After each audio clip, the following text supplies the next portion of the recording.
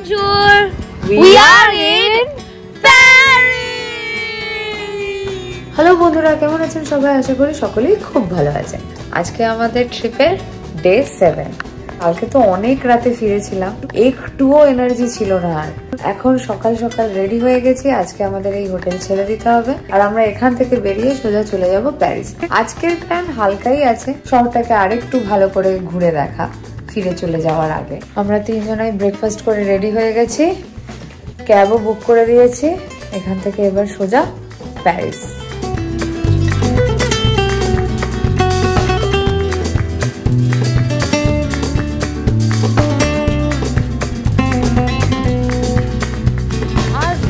ফ্রান্সের ইতিহাসে এটার কিন্তু সত্যি খুব গুরুত্ব রয়েছে। এই যে গেটটা দেখা যাচ্ছে সেটা নেপোলিয়ন তৈরি করেছিল 1806 সালে। যে সমস্ত সৈন্যরা ফ্রান্স রেভলিউশনে অংশগ্রহণ করেছিল এবং নিজেদের জীবন দিয়েছিল তাদের সম্মান জানানোর জন্যই আর্ক দে ট্রিউম্ফ তৈরি করা হয়েছিল। জায়গাটা তো ঘোরা হয়েই গেল, এবার আমরা এখান থেকে বেরিয়ে নেক্সট লোকেশনে যাচ্ছি।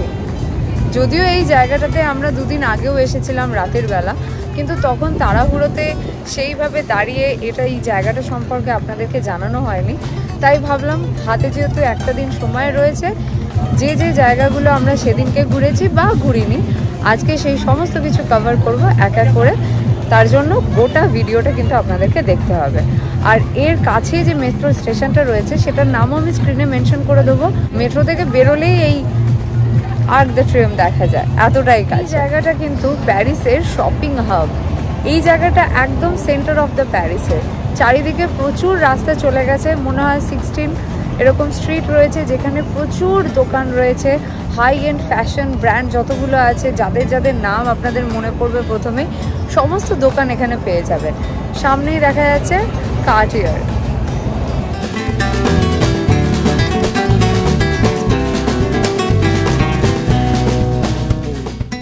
আর্ক দে ট্রিউম্ফ থেকে সোজা 11 মিনিট ওয়াক করে এলেই আমরা পৌঁছে যাব পিয়ারে আর্মস। শুনেছি এখানকার ম্যাকারুনস পেস্ট্রি ভীষণ ভালো খেতে, আর ফ্রান্সে এসে এগুলো যদি ট্রাই না করি তাহলে কি করলাম। তো সুতরাং চলুন গিয়ে কিছু ম্যাকারুনস ট্রাই করা যাক।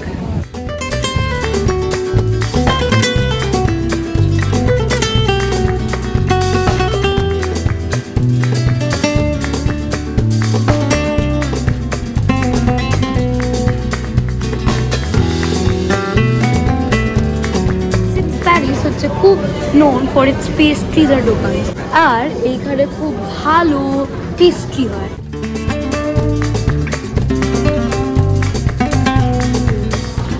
This is চরম কেনা।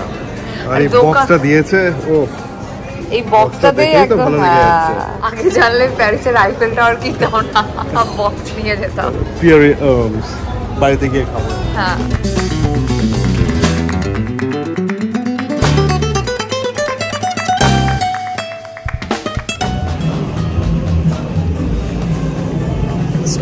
কেমন লাগছে? হইল না, আর আমার হইল না। ওই প্যান্টটা দেখ, প্যান্টটা পরে বেরোলো তো ছেলে পিলে পাগল হয়ে যাবে রে। ছেলেদের না মেয়েদের রে? ওটা ছেলেদের এরকম। হ্যাঁ, এই তো দেখ, এই ড্রেসটা পরে আছে। এই ড্রেসটাও দেখে আমার মনে হচ্ছে না ছেলেদের, এরকম তো মেয়েদের হয়। স্কার্ডিগান না, এটা ছেলেদের পালাজো। এটা পরে বেরোলেন ছেলে পিলে পাগল হয়ে যাবে রে। হ্যাঁ, পাগল তো হবে এরকম ভাটের ড্রেস পরলে।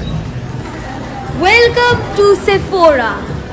এখন আমরা হচ্ছে সেফোরাটা অলরেডি আমি বলে দিয়েছি, আর আমরা কোটো পারফিউম দেখছি। আমরা গেছি ডিওরে, এখন আমরা আছি গুয়ারলেইনে, আমরা গেছি আরও পারফিউমের জায়গাতে। কিন্তু এখানে একটা জিনিস, ইউএসএ থেকে খুব বেশি টাকা এখানে। সো বেসিক্যালি প্যারিস থেকে সো এটা অ্যাকচুয়ালি ওয়ার্থ ইট নয়, ইভেন দো খুব বেশি লোক আছে টার্ন অ্যারাউন্ড করে কালারে। সেফোরায় আমরা গেছিলাম কিন্তু একটুখানি আমাদের কস্টলি লেগেছে। আমরা প্রায় নিয়েই নিচ্ছিলাম, তারপর প্রজ্ঞান চেক করলো যে ইউকেতে বুটসের সেম জিনিস একটু কম প্রাইসে পাওয়া যাচ্ছে। তো আমরা নেওয়ার হলে ওখান থেকেই নিয়ে নেবো, এখান থেকে আর বেশি পয়সা দিয়ে নেব না।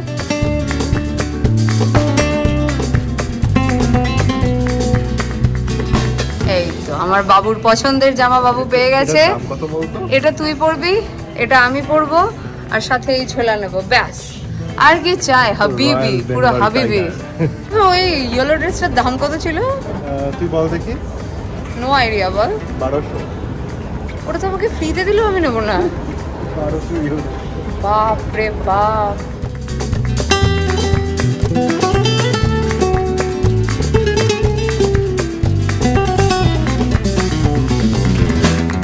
অনেক ট্রাই অ্যান্ড এরর করতে করতে ফাইনালি আমরা পৌঁছে গেছি গ্যালারিজ লাফায়েত উসমান। বেসিক্যালি প্যারিসে অনেকগুলো গ্যালারিজ লাফায়েত শপিং মল রয়েছে, বাট অ্যাকচুয়ালি যেটা দেখতে আমরা এসেছি সেইটাই খুঁজে পাচ্ছিলাম না। গ্যালারিজ লাফায়েত বলে অনেক জায়গায় আমরা চলে যাচ্ছিলাম, বাট গিয়ে বুঝছিলাম যে না, যেটা আমরা খুঁজছি সেইটাও এই জায়গা নয়।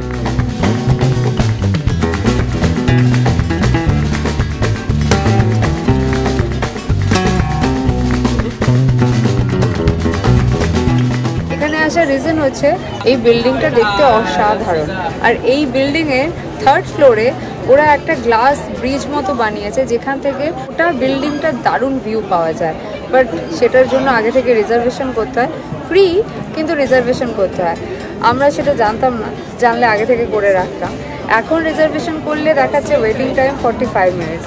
তো আমাদের হাতে যেহেতু সময় বেশি নেই, হাতে মাত্র একটা দিন, অনেক জায়গায় যেতে হবে, তাই আমরা আর ওই গ্লাস ব্রিজটায় যাচ্ছি না, আপনারা দেখতে পারবেন, কিন্তু এখান থেকেও ভালো ভিউ পাওয়া যাচ্ছে।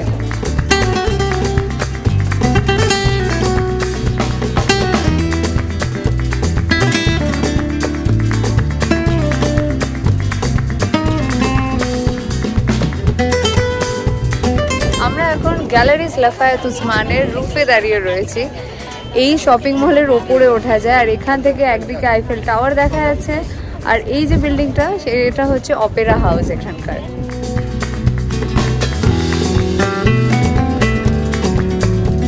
এখন বাজে 3টে, আমাদের এই জায়গাটা মোটামুটি ঘোরা হয়ে গেছে, এবার এখান থেকে বেরোনো যায়।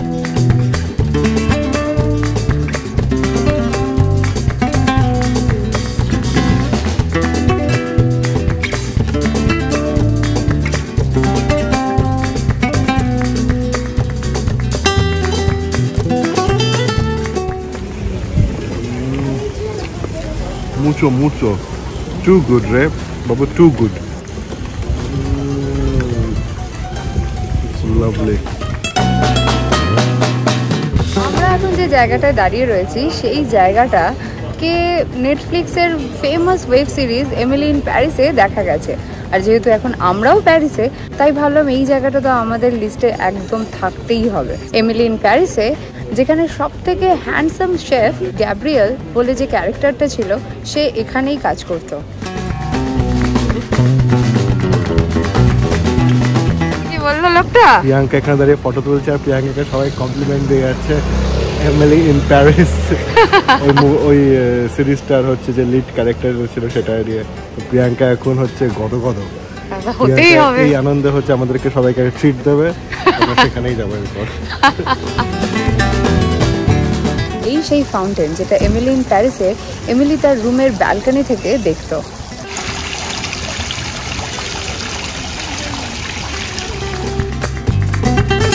টেরানেরার পাশেই রয়েছে Moderna bakery shop. Emily in প্যারিসে এই দোকানটাকেও দেখানো হয়েছিল, যেখান থেকে এমিলি রোজকার পেস্ট্রি বেকারিজ আইটেমস বাই করত।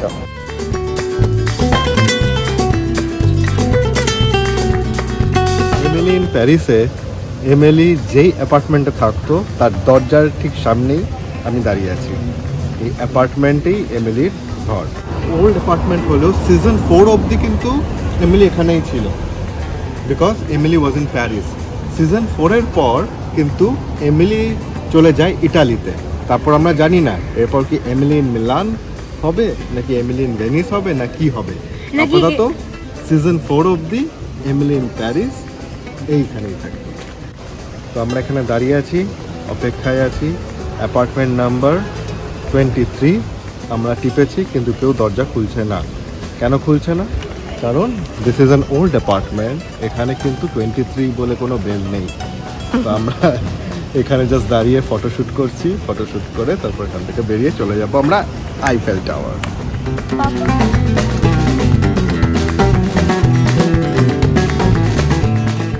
আমরা এখন চলে এসেছি আইফেল টাওয়ারে, আর এই টাওয়ারটা বানিয়েছিল গুস্টাভ আইফেল। 7 দিনের কাজ সমাপ্ত, অনেক ফটো তোলা হয়েছে, এবার মালকিন আমাদেরকে খেতে দিয়েছে 2 ফটোগ্রাফারকে। তো মালকিনের খাবার খেয়ে নে খাবার, মালকিনের ফটো তুলতে মন চাইলে আর খাবার পাবো না আমরা। নেতিয়ে গেছে তো, ঠান্ডা হয়ে গেছে না?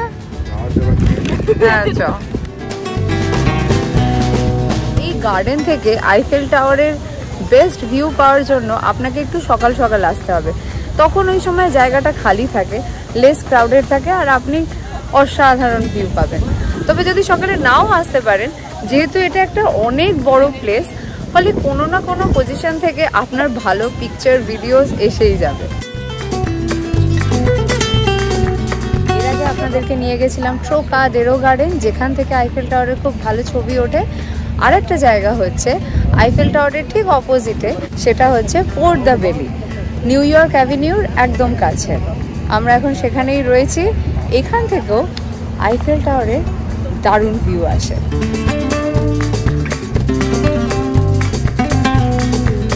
আমরা এখন চলে এসেছি আইফেল টাওয়ারে।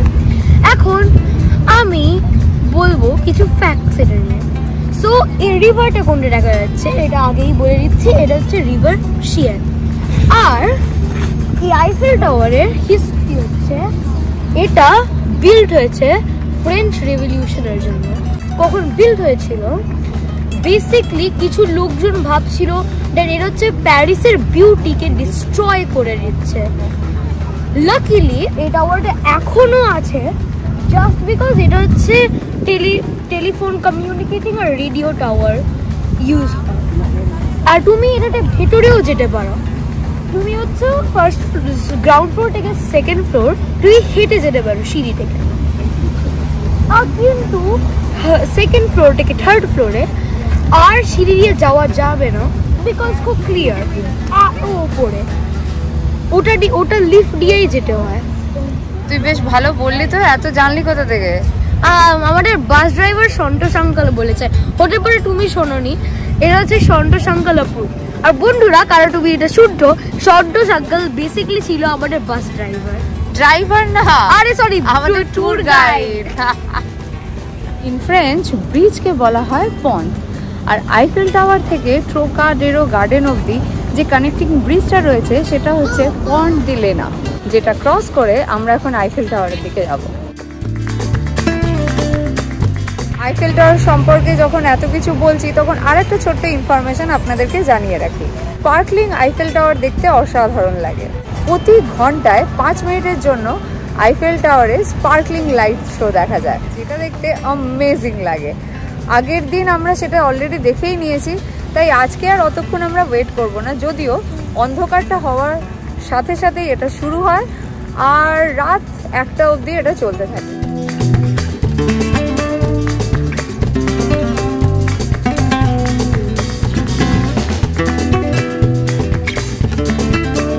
আইফেল টাওয়ারে 4টে গেট রয়েছে, নর্থ, ইস্ট, সাউথ, ওয়েস্ট।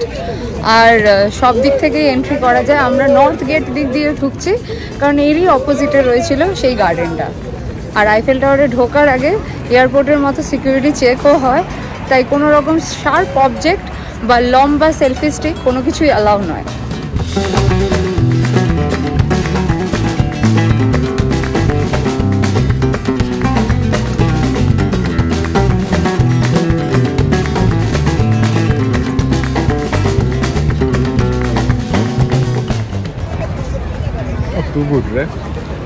বোঝা যাবে না এটা। তোর কেমন লাগলো? কটা চরম? এটা কি? এটা মানে 3.5 চরম। 4টে চরম হচ্ছে হাইয়েস্ট। নাম্বার কাটলি কেন? মেল্ট হয়ে গেল। তো ওদের দোষ কি? তো আমাদের দোষ, আমরা পরে খেয়েছি। তার আগেই ফাইনালি আমরা উঠছি। আমাদের টিকিট ছিল রাত 10:30টায়, কিন্তু অনেক রিকোয়েস্ট করে এখন ঢুকতে পেলাম 8টার সময়, 8:30টার সময়। আসলে এত ঘোরাঘুরি করে টিন এত টায়ার্ড হয়ে পড়েছে, আর পারছে না। তো সেটাই রিকোয়েস্ট করাতে ওরা বুঝলো, এবং ফাইনালি টিনকে দেখে ওরা বলে ঠিক আছে তোমরা যাও। আমি তো এটাও বলছিলাম যে যদি হয় তো প্রিয়াঙ্কা টিনটিনি যাক, আমি নয় থাকবো না, মুখটা একটু কাচুমাচু করে বললাম। তো আবার ঠিক আছে তোমরা তিনজনেই যাও, তো জাস্ট হয়ে গেল। তো এখন আমরা ফার্স্ট পেরিয়ে লিফটের সামনে দাঁড়িয়ে আছি, এটা করে আমরা যাবো সেকেন্ড ফ্লোরে, সেকেন্ড ফ্লোর থেকে টপ ফ্লোর। লোক যাচ্ছে রেস্টুরেন্টে খাবার খেতে, কারণ এখন ডিনার টাইম। রিমেনিং 30% আমরা উঠছি ওপরে খাবার খাবো না বলে।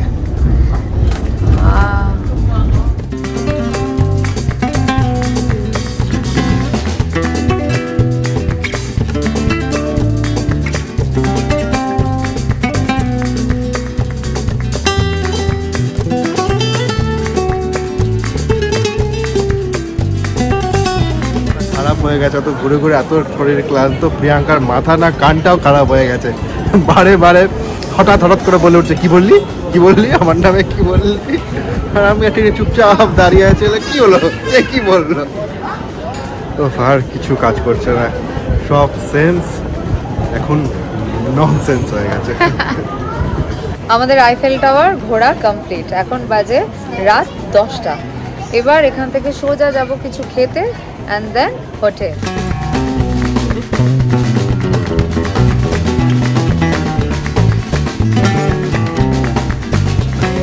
নিয়েছি 2 প্লেট অফ মটন বিরিয়ানি আর নুডলস উইদাউট গার্লিক আর অনিয়ন, বিকজ আজকে হচ্ছে আমার মায়ের দিন, কখন পিওর ভেজ খাবে। আর রাত অনেক হলো, এবার আমরা ডিনার করব আর সোজা চলে যাব হোটেলে। হ্যালো বন্ধুরা, কেমন আছেন সবাই? আশা করি সকলেই খুব ভালো আছেন। আজকে আমাদের ট্যুরের লাস্ট ডে। সকাল সকাল উঠে আমরা রেডি হয়ে গেছি, এখন যাব হালকা ফুলকা কিছু খেতে। টিনটিনার প্রজ্ঞানের ওদিকে রেডি, চলুন তবে এগোনো যাক।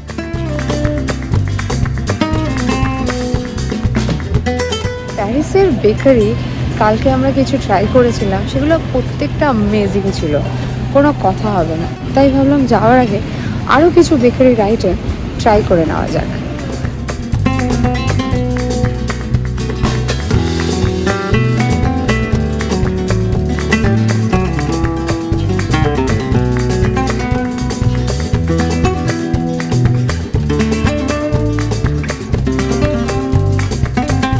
এখানে বাদে আমি কোথাও দেখিনি এই ডিফারেন্ট কালার্স, আর এখানে চেরিজ বা স্ট্রবেরি কিছু তো একটা দেওয়া, যেটা খেলে বুঝতে পারবো।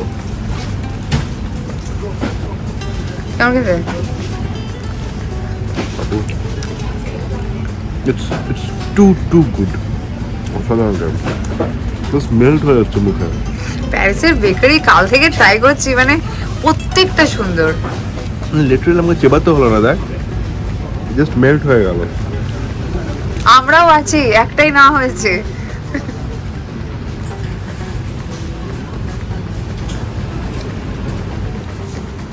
এইটা হচ্ছে লেমন এক্লেয়ার্স, এইটাও কিছু একটা কোকোনাট আর প্যাশন ফ্রুট ওপরে দেখে আমি নিয়েছি।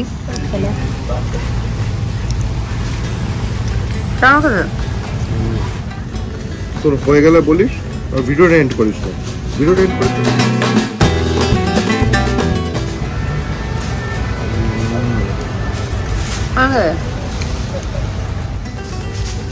এটা কি রে, দেখে ভালো লাগলো, সবাই নিচে থেকে নিলাম। কি এটা? এটা পুডিং টাইপের, ও পাই পুডিং।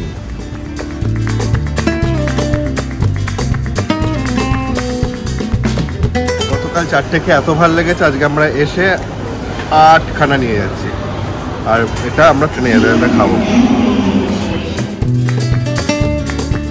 বেকারি ট্রাই করা হয়ে গেল, কিছু আমরা প্যাকও করে নিয়েছি ট্রেনে যেতে যেতে খাবো বলে। আর আমাদের 12টায় ট্রেন, আর 10:30টায় আমাদের স্টেশনে পৌঁছতে হবে। ওই জন্য লাঞ্চের জন্য ম্যাকডি থেকে বার্গারও প্যাক করিয়ে নিলাম। চলুন এবার হোটেলের দিকে যাওয়া যাক।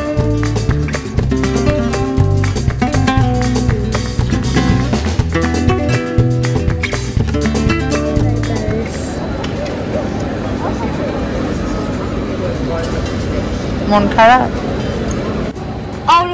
প্যারিস মানে কি? Good bye Paris and London. Train ছেড়ে দিয়েছে, বাই বাই।